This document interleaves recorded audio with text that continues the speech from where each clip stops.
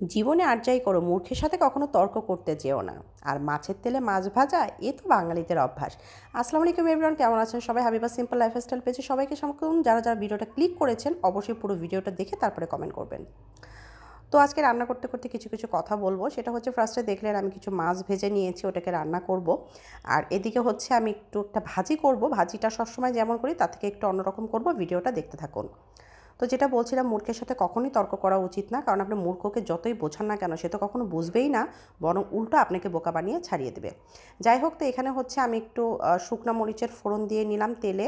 এরপরে পেঁয়াজ কুচি আর রসুন ছিল না, সো হচ্ছে রসুন বাটাটাই দিয়ে নিয়েছি। এরপর একটা আস্ত জিরার ফোড়ন দিয়ে দুটো ডিম ছেড়ে দিলাম।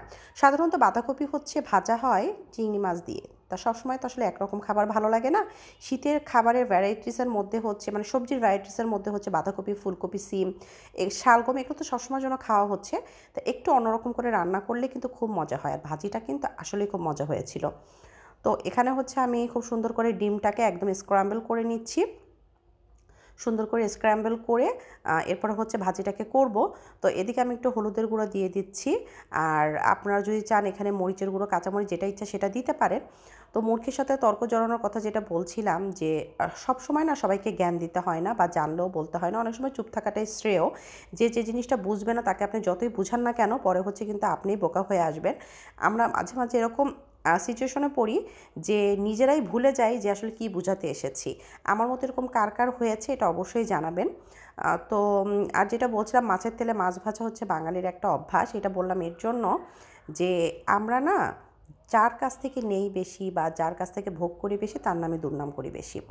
তো এটা হচ্ছে আমার কাছে মাছের তেলে মাছ ভাজার মতোই মনে হলো, যে আপনি হচ্ছে যে তেল দিয়ে মাছটা ভাজলেন আবার সেই তেলের নামেই হচ্ছে আবার দুর্নামটা করছেন, এই আর কি। যাই হোক, তো এদিকে হচ্ছে আমি মাছটাকে যেহেতু ভেজে নিয়েছি, এরপরে হচ্ছে পেঁয়াজ কুচি দিয়ে আদা বাটা, রসুন বাটা, প্রথমে রসুন বাটা দিয়েছি, এরপর আদা বাটা দিয়ে খুব সুন্দর করে কষিয়ে নিচ্ছি।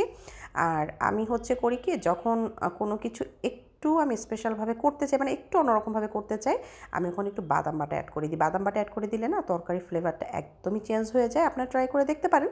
আর যারা যারা এটা ট্রাই করেন বা করেছেন অবশ্যই কমেন্ট করে জানাবেন। যাই হোক, এরপর হলুদের গুঁড়ো, মরিচের গুঁড়ো দিয়ে পানি দিয়ে আমি খুব সুন্দর করে মশলাটা অনেক সময় ধরে কষিয়ে নিয়েছি। তো মাথাটাকে আমি একটু আগে দিয়ে দিয়েছি, কারণ মাছটাকে আমি খুব একটা কড়া করে ভাজিনি। আমাদের বাসায় মানে আমার হাজব্যান্ড আবার মানে মাছ কড়া করে না ভাজলে সে খেতে পারে না। তা মাছগুলো যেহেতু টাটকা ছিল এর জন্য হালকা ভাজা দিয়ে নিয়েছি, কিন্তু কষানো মাছ খেতে কিন্তু আসলেই খুব মজা। যাই হোক, সবার টেস্ট আসলে একরকম না। সে যেহেতু খাওয়া পছন্দ করে না, দ্যাটস ওয়াই আমার খুব একটা রান্না করা হয় না। তো যাই হোক, এরপরে আমি এটা মাছটাকে একটু কোনো রকম কষিয়ে এরপরে ঝোলের পানি এখানে দিয়ে দিলাম। আমি কিন্তু এখানে উষ্ণ গরম পানি অ্যাড করে দিয়েছি। এরপরে বাকি যে মাছ মাথাগুলো ছিল ওগুলো দিয়ে দিলাম। যাই হোক, এরপরে একটু নেড়েচেড়ে অ্যাড করে নিচ্ছি, কারণ মাছ আসলে আপনি যতই টাটকা আনেন না কেন ওইটা কিন্তু একটু হালকা নরমই থাকে, মানে নাড়াচাড়া করলে ভেঙে যায় আর কি। যাই হোক, আজকে অনেক দিন পরে একটা লং ভিডিও ছাড়লাম। কেমন লাগলো আমার ভিডিও অবশ্যই সবাই কমেন্ট করে জানাবেন। ধন্যবাদ সবাইকে এত ভিডিওটা দেখার জন্য।